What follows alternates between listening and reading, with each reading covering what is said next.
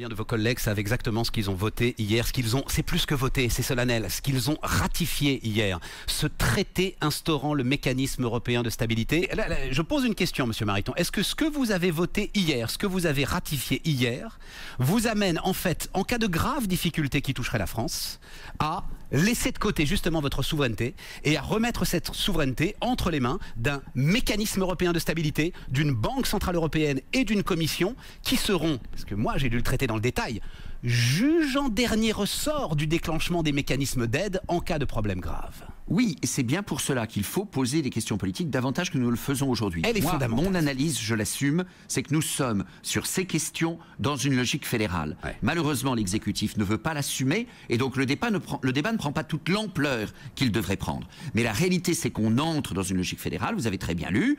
Je redis, accroché à ce que nous avons voté hier, il y a la gouvernance. La gouvernance, elle ne sera pas opérée par le Saint-Esprit. Elle sera opérée techniquement par la Commission. Seuls les services de la Commission ont cette compétence. Avouez qu'il est quand même, alors je ne sais pas quel adjectif choisir parce que je ne voudrais surtout pas que ce soit pris de ma part pour un jugement de valeur.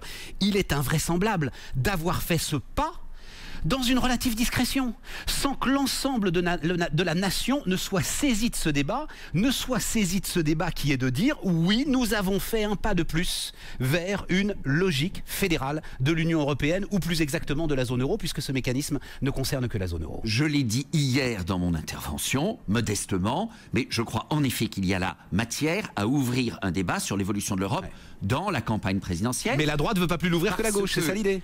Mais parce qu'aujourd'hui, l'exécutif n'assume pas le pas fédéral. Moi, je tiens absolument à la politique familiale, je tiens absolument à la dissuasion.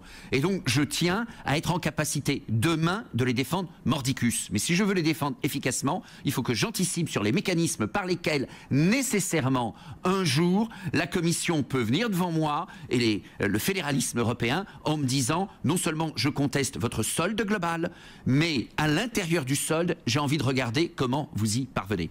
Mais on ne pouvait pas attendre un peu justement, on comprend bien que l'ensemble de ces questions soient compliquées à poser dans le cœur d'une campagne présidentielle, on ne pouvait pas attendre pour ratifier ce mécanisme, attendre l'après-présidentielle, comme on va le faire pour le pacte budgétaire d'ailleurs. Techniquement non, parce qu'il fallait qu'un certain nombre de pas soient accomplis avant le 1er juillet, or compte tenu du calendrier, élection présidentielle puis élection législative, le temps de la mise en place de l'Assemblée, nous n'étions pas dans les délais pour ratifier au 1er juillet. Bon, vous étiez ravi de finir la législature sur un texte fondamental, vous avez quand même fini la législature sur une plaisanterie, monsieur Mariton. Juste un mot.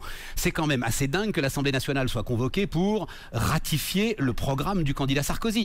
Tout ce que on laisse de côté le MES, le mécanisme européen de stabilité, TVA sociale, taxe sur les transactions financières, droit à construire, tout cela n'entrera en vigueur que si Nicolas Sarkozy est réélu.